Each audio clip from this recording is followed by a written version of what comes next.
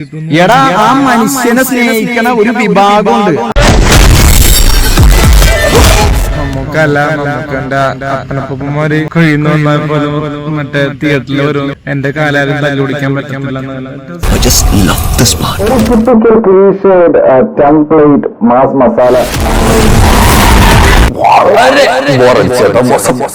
നമസ്കാരം, ടാക്സിക്കാരൻ ബോസിന്റെ പുതിയതിലേക്ക് എല്ലാവർക്കും സ്വാഗതം. മലയാള സിനിമയിലെ ഏറ്റവും മികച്ച ഹിറ്റിലേക്ക് കടന്നുകൊണ്ടിരിക്കുന്ന ടർബോ എന്ന സിനിമയെക്കുറിച്ച് ഒരുപാട് പേരുടെ റിവ്യൂകൾ നമ്മൾ കണ്ടു, ഒരുപാട് അഭിപ്രായങ്ങൾ കണ്ടു. അതിൽ ഏറ്റവും മോശവും കണ്ട് നല്ലതും കണ്ടു. പക്ഷെ ഇവിടെ ഏറ്റവും മോശവുമായ അഭിപ്രായം പറഞ്ഞത് സിനിമാ നിരൂപകൻ എന്ന നിലയിൽ കുറെ കാലങ്ങളായിട്ട് യൂട്യൂബിൽ സിനിമയുടെ റിവ്യൂ പറഞ്ഞ് പിടിച്ചു നിൽക്കുന്ന അശ്വന്ത് കോക്ക് എന്ന് പറഞ്ഞ ഒരാളെ കുറിച്ചാണ്. അശ്വന്ത് കോക്ക് എന്ന് പറഞ്ഞ ഒരു റിവ്യൂവറെ കുറിച്ചാണ് നമ്മൾ ഇന്ന് സംസാരിക്കുന്നത്. നോർമൽ ഇൻട്രോ, അതുകൊണ്ട് അദ്ദേഹത്തിന് സെക്കൻഡ് ഇൻട്രോ ഉണ്ട്. അതിലേക്ക് വരുന്ന സമയത്ത് പ്രത്യേകിച്ച് യാതൊരു ഇമ്പാക്റ്റും ഇല്ല. ഈ അശ്വന്ത് കോക്ക് എന്ന് പറഞ്ഞ ആള് ഒരുപാട് സിനിമകളെ വിമർശിക്കുകയും വിമർശിച്ച സിനിമകളിൽ മുഴുവൻ ഫെയിലായി പോവുകയും ചെയ്തു. അങ്ങനെ ഒരുപാട് പ്രൊഡ്യൂസർമാരുടെ പൈസ പോവുകയും ചെയ്തു. അറ്റ്ലീസ്റ്റ് ഒരു യൂട്യൂബ് ചാനൽ തുടങ്ങിയിട്ട് 130, 140, 150, 200 രൂപ കൊടുത്ത് സിനിമ കണ്ടതിന് ശേഷം 150, 200ഓളം ആളുകൾ 2-3 മാസം കഷ്ടപ്പെട്ട് എടുക്കുന്ന ഒരു സിനിമയെക്കുറിച്ച് അത് 2 മണിക്കൂറോ 1.25 മണിക്കൂറോ തിയേറ്ററിൽ പോയതുകൊണ്ട് 130, 150, 200 രൂപ കൊടുത്ത് കണ്ടിട്ട് അതിനെ വന്നിരുന്ന് സ്വന്തമായി അഭിപ്രായം പറയും. ആ അഭിപ്രായം കേൾക്കാൻ ഒരുപാട് ആളുകൾ ഉള്ളത് കൊണ്ടാണ് അത് അഭിപ്രായം പറഞ്ഞത് എന്ന് നമുക്ക് മനസ്സിലാക്കാം. ഇതിനുവേണ്ടി കുറെ എന്തുകൊണ്ടാണ് കുറെ പേര് ചിരിക്കുന്നുണ്ട്, എന്തിനാണ് ചിരിക്കുന്നത് മനസ്സിലായില്ല. അഭിപ്രായം എങ്ങനെ പറയുന്നു എന്നുള്ള കാര്യം നമ്മൾ അതിന്റെ ചിന്തിക്കണം. കാരണം കോടിക്കണക്ക് രൂപ മുടക്കിക്കൊണ്ട് ഒരു സിനിമ ചെയ്യുന്നതിന്റെ കഷ്ടപ്പാട് എന്താണെന്ന് ഈ അശ്വിൻ കോക്കിന് അറിയാമോ എന്ന് ചോദിച്ചാൽ കൃത്യമായി പറഞ്ഞാൽ അറിയില്ല. കാരണം സിനിമ കണ്ട് അതിലെ സീൻ ബൈ സീൻ വിലയിരുത്താനല്ലാതെ സിനിമയ്ക്ക് പിന്നിൽ വർക്ക് ചെയ്യുന്ന കഷ്ടപ്പെടുന്ന ആളുകളെ കുറിച്ചോ അതല്ലെന്നുണ്ടെങ്കിൽ അതുകൊണ്ട് ഉപജീവനമാർഗം നടത്തുന്ന ആളുകളെ കുറിച്ചോ ചിന്തിക്കാതെയുള്ള അഭിപ്രായം പറച്ചിൽ അസ്ഥാനത്താണ്. കാരണം അതിൽ സത്യസന്ധത കൈവരിക്കാതെ ചില കാര്യങ്ങൾ പറയുമ്പോൾ അവിടെ പരാജയം സംഭവിക്കുന്നത് ഈ അശ്വന്ത് കോക്കിനല്ല, ഇവിടുത്തെ സാധാരണ ജനങ്ങൾക്കുമല്ല.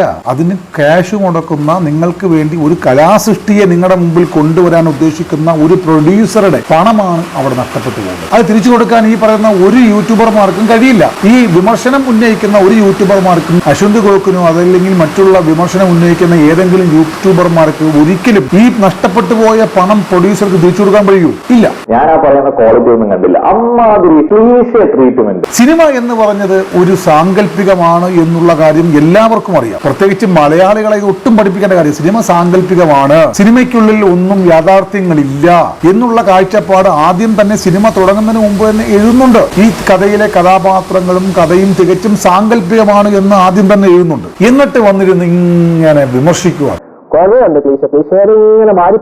ഇത് കുറെ കാലം കൊണ്ട് തുടങ്ങിയാണ്. കാരണം എന്റെയൊക്കെ കൂട്ടുകാർ ഒരുപാട് പേര് ഗൾഫിലുണ്ട്. അവരൊക്കെ ആദ്യം റിവ്യൂ കണ്ടിട്ടാണ് സിനിമ കാണുന്നത്. റിവ്യൂ ആരെയാന്ന് ചോദിച്ചാൽ അശ്വന്ത് കോക്കിന്റെ ആണെന്ന് പറയും. നമ്മൾ ഈ അശ്വന്ത് കോക്കിനെ കുറിച്ച് ആദ്യമായിട്ടാണ് കേൾക്കുന്നത്. കാരണം നമ്മൾ ഈ റിവ്യൂ കണ്ട് സിനിമ കാണാൻ പോവാറേയില്ല. കൊള്ളാമെങ്കിലും കൊള്ളത്തില്ല എങ്കിലും സിനിമ കാണുന്നത് നമ്മൾ തന്നെ. നമ്മളുടെ കയ്യിലുള്ള പണം എടുത്തുകൊണ്ട് നമ്മളുടെ ഇഷ്ടപ്പെട്ട ഒരു വിനോദത്തിൽ ഏർപ്പെടുന്നു എന്ന് മാത്രമേ ഉള്ളൂ. ഒരു എന്റർടൈൻമെന്റ് മാത്രമാണ് സിനിമ. അതിനൊക്കെ മമ്മൂക്കയുടെ വന്നുള്ള ഇടിയാണ്. പക്ഷെ അദ്ദേഹം വർഷങ്ങളായി ചെയ്യുന്ന പരിപാടി അത് ചിലപ്പോൾ നല്ല കാര്യങ്ങൾ പഠിക്കാനും കഴിയും, ചിലപ്പോൾ മോശമായ കാര്യങ്ങൾ നമുക്ക് ഒഴിവാക്കാനും കഴിയും. സിനിമ കൊണ്ട് ഒരുപാട് ഗുണങ്ങളും ഉണ്ട്, ദോഷങ്ങളും ഉണ്ട്. അപ്പൊ ആ സിനിമ എന്ന് പറയുന്ന സംഭവത്തെ കുറിച്ച് ഇങ്ങനെ പറയുന്ന ഇതിൽ ശക്തമായ മഴ പെയ്യുന്നു, സൗണ്ട് ചിലപ്പോൾ കുറവായിരിക്കും.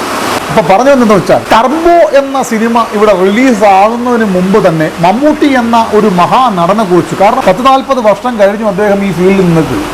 മമ്മൂട്ടി എന്ന് പറഞ്ഞാൽ നമ്മളൊക്കെ ജനിക്കുന്നതിന് മുമ്പ് ഇവിടെ അഭിനയം തുടങ്ങിയ മനുഷ്യനാണ് മമ്മൂട്ടി. മമ്മൂട്ടി സാറിന്റെ ടർബോ എന്ന സിനിമ റിലീസാകുന്നതിന് മുമ്പ് തന്നെ മമ്മൂട്ടി സാറിനെ വിവാദങ്ങളിലേക്ക് വലിച്ചു വെച്ച എന്താ പറയുന്ന കുറെ ആളുകൾ പക്ഷെ അടിക്കുന്നുള്ള ഇതാണ് പല പറഞ്ഞ ഫസ്റ്റ് ഹാഫ് എനിക്ക് വളരെ ബോറടിച്ചു.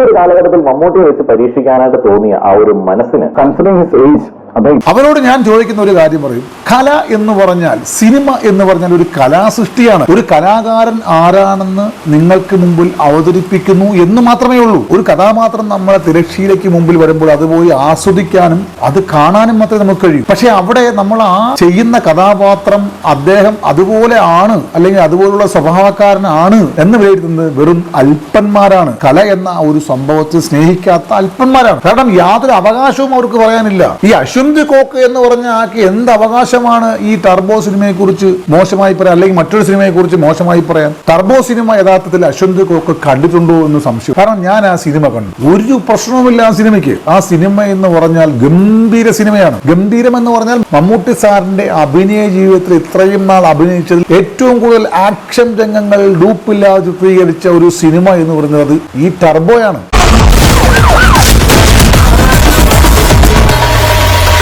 സത്യത്തിൽ 72 വയസ്സ് കഴിഞ്ഞുള്ള മമ്മൂട്ടി സാറ് ഇങ്ങനെയൊക്കെ ചെയ്തപ്പോൾ സത്യത്തിൽ നമ്മളൊക്കെ അത്ഭുതപ്പെട്ടു പോയി സിനിമ കണ്ട്. ഫസ്റ്റ് ഹാഫ് കഴിഞ്ഞാൽ ആ സിനിമയുടെ പോക്ക് തന്നെ വേറെയാണ്. അതുപോലെ ഡയറക്ഷൻ ഒരു രക്ഷയുമില്ല, വൈശാഖൻ ഡയറക്ഷൻ. കാരണം വളരെ കൃത്യമായി തന്നെ മമ്മൂട്ടി എന്ന ആ മഹാമനുഷ്യനെ എന്ത് ചെയ്യാൻ പറ്റും, ആ പ്രായത്തിൽ എങ്ങനെ ചെയ്യാൻ പറ്റും എന്നുള്ളതിനുള്ള വ്യക്തമായ തെളിവുകൾ അതിനകത്തുണ്ട്. നമ്മൾ ഒരുപാട് സിനിമകൾ കണ്ടിട്ടുണ്ട്. രജനീകാന്തൊക്കെ വന്ന് നിന്ന ഒരു 50 പേരൊക്കെ നിന്നാൽ ഇങ്ങനെ കൈ ഒന്ന് വീശി കഴിഞ്ഞാൽ ഈ അണ്ടൊന്നും തെറിച്ചു പോകും. യഥാർത്ഥത്തിൽ വൈശാഖ് ഈ സിനിമയ്ക്ക് ചെയ്തേക്കുന്ന 50 പേരെ വെച്ച് അടിച്ചാൽ തന്നെയും അതിന് കൃത്യമായി തന്നെ എങ്ങനെയാണോ അടിക്കേണ്ട എന്നുള്ള കൃത്യമായ പ്രിപ്പയറിംഗ് നടത്തിയിട്ടാണ് മമ്മൂട്ടിയെ കൊണ്ട് ചെയ്യിപ്പിച്ചിരിക്കുന്നത്. അതാണ് ആ പടത്തിന്റെ ഒരു പ്രത്യേകത. നാച്ചുറാലിറ്റി, ഒറിജിനാലിറ്റി ആ സിനിമയിൽ ഫുള്ള് കീപ്പ് ചെയ്തിട്ടുണ്ട്. പിന്നെ തനി നാട്ടും പ്രദേശക്കാരനായ ഇടുക്കിക്കാരനായ ഒരു ജോസിന്റെ കഥാപാത്രം മമ്മൂട്ടി ഗംഭീരമായിട്ട് ചെയ്തിട്ടുണ്ട്. ആ ഒരു കഥാപാത്രത്തെ അവസാനം വരെയും ബിൽഡപ്പ് കൊടുക്കാതെ, വലിയ ബിൽഡപ്പ് കൊടുത്ത് 50-100 പേരെ ഇങ്ങനെ കൈവീശി അടിക്കുന്ന രീതിയിലുള്ള ഒരു ഡെവലപ്പ് കൊടുക്കാതെ കൃത്യമായി തന്നെ ഒബ്സർവ് ചെയ്തുകൊണ്ട് ഡയറക്ഷൻ ചെയ്തു. സല്യൂട്ട് കൊടുത്തേ പറ്റൂ. കാരണം ആ ഡയറക്ഷന്റെ കഴിവ് തന്നെയാണ്. പിന്നെ മമ്മൂട്ടിയെ പോലുള്ള ഒരു മഹാനടൻ ഇത്രയും എഫർട്ട് ചെയ്തുകൊണ്ട് ഒരു ആക്ഷൻ സീനൊക്കെ ചെയ്യുമെന്ന് പറഞ്ഞാൽ നമുക്ക് അത് കണ്ടിരിക്കേണ്ടി തന്നെ വരും. ഞാൻ തന്നെ വളരെ അത്ഭുതപ്പെട്ടു പോയി, ഇത്രയും വലിയ ആക്ഷനൊക്കെ അദ്ദേഹം എങ്ങനെ ചെയ്തു എന്ന്. ഇപ്പൊ അവരുടെ തന്നെ ആ ഷൂട്ടിങ്ങിന്റെ വിശേഷങ്ങളുള്ള വീഡിയോസ് പുറത്തിറങ്ങിയിട്ടുണ്ട്. അതിൽ തന്നെ നമുക്ക് കാണാൻ കഴിയും മമ്മൂട്ടി ഡൂപ്പില്ലാതെ ചെയ്യുന്നത്. സംഭവം തന്നെ, കാരണം ഒന്നും പറയാനില്ല സിനിമയ്ക്ക്. കാരണം കൃത്യമായി ആ സിനിമ എങ്ങനെയാണോ മേക്ക് ചെയ്യേണ്ടത് ആ രീതി തന്നെ മേക്ക് ചെയ്തിട്ടുണ്ട്. എല്ലാവരും കൃത്യമായി കാണേണ്ട പടമാണ്. കാരണം മമ്മൂട്ടി എന്ന മഹാനടൻ ഇത്രയും വർഷങ്ങൾക്ക് ശേഷം ഇത്രയും വലിയ ഒരു സിനിമ എന്ന് പറയുന്നത് അത് വലിയ സംഭവമാണ്. അതിനിവിടെ വന്നിരുന്നു ചില മരവാക്രികൾ പറയുന്നില്ല, ചിലവന്മാർ വന്നിരുന്ന് ഈ വിമർശിക്കുമ്പോഴേ സിനിമയ്ക്കുള്ളിൽ എന്ത് നടക്കുന്നു, സിനിമ എന്താണ്, ഒരു നടന്മാരാരാണ്, അവരെന്തുമാത്രം കഷ്ടപ്പെടുന്നു എന്നൊന്നും അറിയാതെ സിനിമ സ്ക്രീനിൽ കണ്ടിട്ട് വന്നിരുന്ന ഈ വിടുവായിത്തം പറയുന്ന ടീമുകളുണ്ടല്ലോ, നിങ്ങൾ ഒന്ന് മനസ്സിലാക്കുക, ഇതൊരു കലാസൃഷ്ടിയാണ്. ഇത് ഒരുപാട് പേരുടെ ഉപജീവന മാർഗമാണ്. ഒരുപാട് പേരെ ഉന്നതിയിൽ എത്തിച്ചിട്ടുള്ളതാണ്. ഒരുപാട് പേർക്ക് എല്ലാ സൗഭാഗ്യങ്ങളും കൊടുത്തിട്ടുള്ളതാണ്. അതെല്ലാം കൊടുത്തത് ജനങ്ങളാണ് എന്നുള്ള ചിന്താഗതി ഉണ്ടാവും. ഇവിടെ പ്രശ്നം എന്താണ്? ഇവിടെ മമ്മൂട്ടി എന്ന മഹാനടനെ ഉണ്ടാക്കിയത് ഇവിടുത്തെ ജനങ്ങളാണ്, പ്രേക്ഷകരാണ്. അദ്ദേഹം കൊള്ളത്തില്ല എന്നുണ്ടെങ്കിൽ പിന്നെ അദ്ദേഹത്തിന് ഈ പ്രേക്ഷകർ ഇത്രയും സപ്പോർട്ട് ചെയ്യേണ്ട ആവശ്യമില്ലല്ലോ. ഇത്രയും വലിയ സിനിമ അദ്ദേഹത്തിന് ചെയ്യേണ്ടേ കാര്യമില്ല. നിങ്ങൾ ഈ ആകപ്പാടെ 150-200 രൂപ കൊടുത്തിട്ട് നിങ്ങളുടെ അഭിപ്രായം നിങ്ങൾക്ക് പറയാം എന്നേ ഉള്ളൂ. എത്രയോ നടന്മാർ അങ്ങനെ വന്ന് അഭിനയിച്ച ശേഷം ഒതുങ്ങി പോയിട്ടുണ്ട്. മോഹൻലാലിനെ കുറിച്ചും അദ്ദേഹം വലിയ മഹാനടനാണ്, അദ്ദേഹത്തെ കുറിച്ച് മോശമായി റിവ്യൂ ചെയ്യുന്ന ആൾക്കാരുണ്ട്. എന്തിനാണ്? എന്ത് കാര്യം? നിങ്ങൾക്ക് എന്ത് കാര്യം? നിങ്ങളുടെ കൂട്ടുകാരുടെ അടുത്തൊക്കെ പറയും. നിങ്ങൾ എന്തിനാണ് ഈ സോഷ്യൽ മീഡിയയിൽ വന്നിരുന്നിട്ട് ഇങ്ങനെ പൊതുവായ അഭിപ്രായം പറയുന്നത്? അപ്പൊ ആ സിനിമയെ ഡീഗ്രേഡ് ചെയ്യുക എന്നുള്ള പ്രധാന ലക്ഷ്യം നിങ്ങൾക്കുണ്ട്. നിങ്ങളൊരു സിനിമയല്ല ഡീഗ്രേഡ് ചെയ്യുന്നുള്ള ചിന്താഗതി നിങ്ങൾക്ക് ഉണ്ടാവണം മിസ്റ്റർ അശ്വന്ത് കോക്ക്. താങ്കൾ സിനിമയല്ല ഡീഗ്രേഡ് ചെയ്യുന്നത്. കാരണം കല എന്ന സ്വപ്നവുമായി കടന്നു വരുന്ന ഒരുപാട് പേരുണ്ട്. അതിൽ നടന്മാർ മാത്രമല്ല, ടെക്നീഷ്യന്മാർ മാത്രമല്ല, ഈ പ്രൊഡ്യൂസർമാരും അതിന്റെ ഭാഗമാണ്. അവരുടെ പൈസ മുടക്കിയിട്ടാണ് അവർ സിനിമ ചെയ്യുന്നത്. അത് നമുക്ക് വേണ്ടി കൊണ്ടുവരുവാൻ ഒരു ബ്ലാങ്ക് ആണ് ഈ സിനിമ എന്ന് പറഞ്ഞാൽ. ചിലപ്പോൾ രക്ഷപ്പെടാം, ചിലപ്പോൾ പൊട്ടി.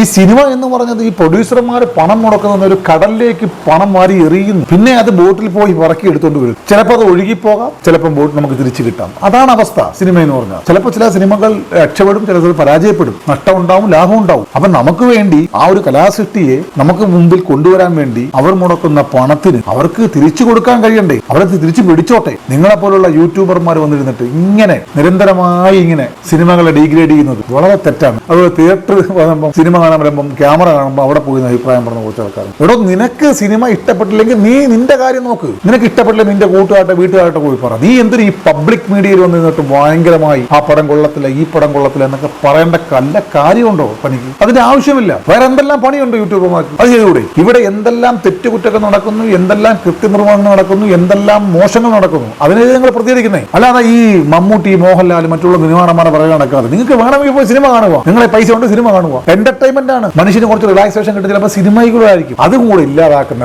പണി നിങ്ങൾ അവസ്ഥ. കാരണം മലയാള സിനിമ ഇപ്പം വളരെ മാറ്റത്തിലാണ്. ബിഗ് ബജറ്റ് ചിത്രങ്ങളിലേക്ക് മലയാള സിനിമ മാറിക്കഴിഞ്ഞു. പഴയ കാലഘട്ടമല്ല. ഇന്ന് ഹോളിവുഡ് തന്നെ അത്ഭുതപ്പെട്ട് നിൽക്കുകയാണ് മലയാള സിനിമയുടെ മാറ്റം കണ്ട്. സാധാരണ തമിഴ്നാട്ടിലേക്ക് സിനിമകൾ അത്രയും ബഡ്ജറ്റ് മുടക്കി ചെയ്യുന്ന സിനിമകളാണ് തമിഴ്നാട്ടിലേക്ക്. ഒരുപാട് തമിഴ് പ്രൊഡ്യൂസേഴ്സ് കേരളത്തിലേക്ക് ഒന്ന് സിനിമ ചെയ്യാൻ വേണ്ടി കാത്തു നിൽക്കുകയാണ് ഡേറ്റിന് വേണ്ടി.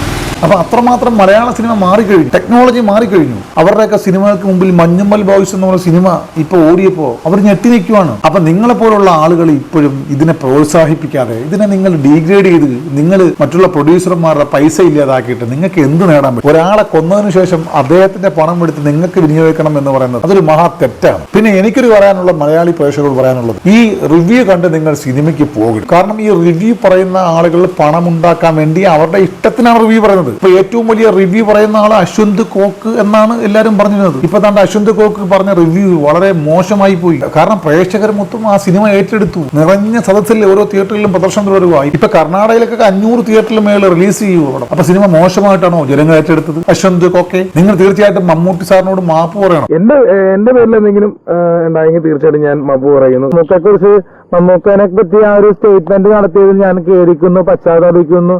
ഇപ്പൊ ഞാൻ മമ്മൂട്ടി ഫാൻസോ മോഹൻലാൽ ഫാൻസോ ഒന്നുമല്ല. മലയാള സിനിമയിൽ നല്ല സിനിമകൾ കണ്ടാൽ ഇഷ്ടപ്പെടുന്ന ഒരാളാണ്. നല്ല സിനിമകളും കാണുകയും ചെയ്യുന്നു. ഞങ്ങൾ ആരും റിവ്യൂ പറയാൻ വരുന്നില്ല. നമ്മൾ ആരും റിവ്യൂ പറയുന്ന ആളുമല്ല. നമുക്ക് റിവ്യൂ പറയേണ്ട കാര്യമില്ല. കാരണം അതിന്റെ പിന്നിൽ ഒരുപാട് കഷ്ടപ്പാട് ഉണ്ടെന്ന് യാഥാർത്ഥ്യം മനസ്സിലാക്കിയതുകൊണ്ടാണ് ഞാൻ ഇത്രയും നിങ്ങളോട് പറഞ്ഞു. മമ്മൂട്ടി കമ്പനി എടുത്ത ഒരു സിനിമയ്ക്ക് നിങ്ങൾ മമ്മട്ടി കമ്പനി സിനിമ എന്നൊക്കെ പറഞ്ഞ് അപഹസിക്കുന്നതൊക്കെ കേട്ടായിരുന്നു. അതുകൊണ്ട് എന്റെ പ്രിയപ്പെട്ട മലയാളി പ്രേക്ഷകർ ഒരിക്കലും ഇതുപോലുള്ള റിവ്യൂകളെ നിങ്ങൾ സ്വീകരിക്കാതിരിക്കുക. നിങ്ങൾക്ക് സിനിമകൾ കാണാനുള്ള റിവ്യൂയും ട്രെയിലർ കാണാനുള്ള ഓപ്ഷൻസും ഒക്കെ നിങ്ങൾക്ക് അവിടെ ഉണ്ട്. അത് നിങ്ങൾ കാണുമ്പോൾ നിങ്ങൾക്ക് ഇഷ്ടപ്പെട്ടെങ്കിൽ നിങ്ങൾ കണ്ടാൽ മതി. നിങ്ങളെ ആരും നിർബന്ധിക്കുന്നില്ല സിനിമ കാണാൻ. അതുകൊണ്ട് ദയവ് ചെയ്ത് മലയാളി പ്രേക്ഷകർ ഇനിയെങ്കിലും ഇതുപോലുള്ള റിവ്യൂകൾ പറയുന്ന ആളുകളെ നിങ്ങൾ തള്ളിക്കളഞ്ഞുകൊണ്ട് നിങ്ങൾ മലയാള ഇൻഡസ്ട്രിയിൽ നടത്തുന്ന സിനിമകൾ, മലയാളത്തിന് വേണ്ടി ഇൻഡസ്ട്രിയിൽ പൈസ മുടക്കുന്ന പ്രൊഡ്യൂസർമാർ നിങ്ങളെ വിശ്വസിച്ചാണ് ഒരു സിനിമ ചെയ്യുന്നത്. ഒരുപാട് നടന്മാർ മലയാള സിനിമയിൽ പിടിച്ചു നിൽക്കുന്നതും നിങ്ങളെ വിശ്വസിച്ചാണ്. നിങ്ങളാണ് അവരെ ഉയർത്തുന്നത്, നിങ്ങളാണ് അവർക്ക് പ്രോത്സാഹനം കൊടുത്തതും, നിങ്ങളാണ് അവിടെ വളർന്നത്. ഇതുപോലുള്ള ആളുകൾ റിവ്യൂ പറയുമ്പോൾ നല്ല പടങ്ങളെ നിങ്ങൾ തള്ളിക്കളയാതിരിക്കുക. ടർബോ എന്ന സിനിമ നല്ല സിനിമയാണ്. നമുക്ക് എന്റർടൈൻമെന്റിൽ കാണാൻ പറ്റുന്ന ഏറ്റവും നല്ല സിനിമ നമ്മൾ കുറച്ചു കാലത്തിന് ശേഷം കണ്ടത്. ഒന്ന് ആവേശമായിരുന്നു. ആവേശത്തിന് ശേഷം അതുപോലെ ആവേശത്തോടെ ആ സിനിമ ടർബോ മുന്നേറുകയാണ്. അപ്പൊ ടർബോ പോലുള്ള ഒരു സിനിമ നമുക്ക് മുമ്പിൽ കൊണ്ടുവന്ന വൈശാഖിനും അതുപോലെ അതിൽ അഭിനയിച്ച എല്ലാ നടന്മാർക്കും, സ്പെഷ്യലി മമ്മൂട്ടി സാർ, നന്ദി അറിയിപ്പ് നിർത്തുന്നു. നന്ദി, നമസ്കാരം.